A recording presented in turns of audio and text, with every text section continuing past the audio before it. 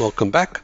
This last video is in this series is to demonstrate how to the glue that holds it all together, how to put it all together. So now we've created a menu, we've created categories, we've created buttons, we've put images on buttons, we've created items, we've created price breaks, we know how to set it up as a scale, a deli scale, how to jump from page to page. So we've got it all together. So the questions I often get is there an easy way to link it all together? How do I find what the PLU number is? How can I update my prices?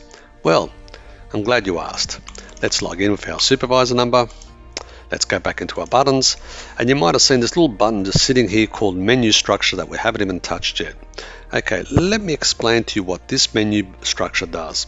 This menu structure button brings up a screen which is exactly like your menu, only in text form. So if I want to bring up my Coffee Mate menu, it tells me what my button number, it tells me what my item PLU code is, so I can go and have a look at the item and look at all the different parameters in the item. But what it also does, it actually loads the item on the right hand side here. And if it's got modifiers, so in the case of, let's go back to our other menu, the one we created for yourself, and we go back to our coffee main screen, we've got our ribeyes. You can see it actually goes to another page called page 30, and underneath it here, it actually loads what buttons are on page 30, so you can see what's there. And on the right, it actually loads those into the buffer as well. So let's say, for example, now I want to change the price of that ribeye or that rump steak. I want to change it to $30 or to $29 as well. I can just go $29 and save. So now we've got $29. Now, if I want to add, if it's well done, because the poor chef is sweating over a hot stove, wants to charge an extra $2 for a well done steak, I can then go to that modifier page on the right hand side here, and I can add $2 to that as well and go save. So now every time someone presses that well done button, it's going to add an extra $2 to the steak. So this is an easy way, and you can see, remember when we're talking about how the categories were numbered, all I'm doing is scrolling through the numbers up and down. You can see the name of the category changes. That's the name of your menu above. That's your button number, and that's what's on your button. That's where it goes to afterwards, and that's your price. It tells you all there. You've got your price breaks here as well.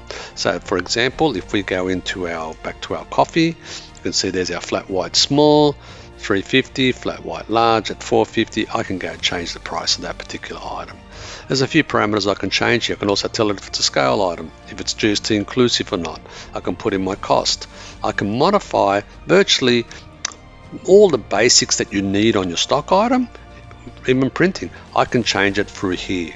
This is the glue that holds it all together. This shows you your buttons and where they point to, and it even loads what it points to.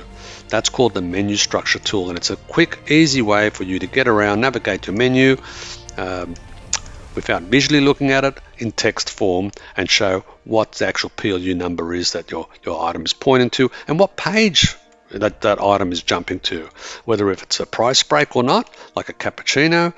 The menu structure tool is probably the easiest way for you to be able to hover around, and you'll know exactly what's a price break, what's the pricing of the price breaks, the whole lot. And you can see there's all your items. There's my cappuccino.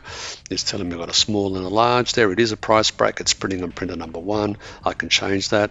It shows me all the options I got, extra shot, and you can see there's a price there. I charge extra for it, and you can change that at will as well. I hope that makes a lot more sense to you now. It shows you an easy way to link it all together, and now I guess you can get around and modify your menu quite comfortably and easily.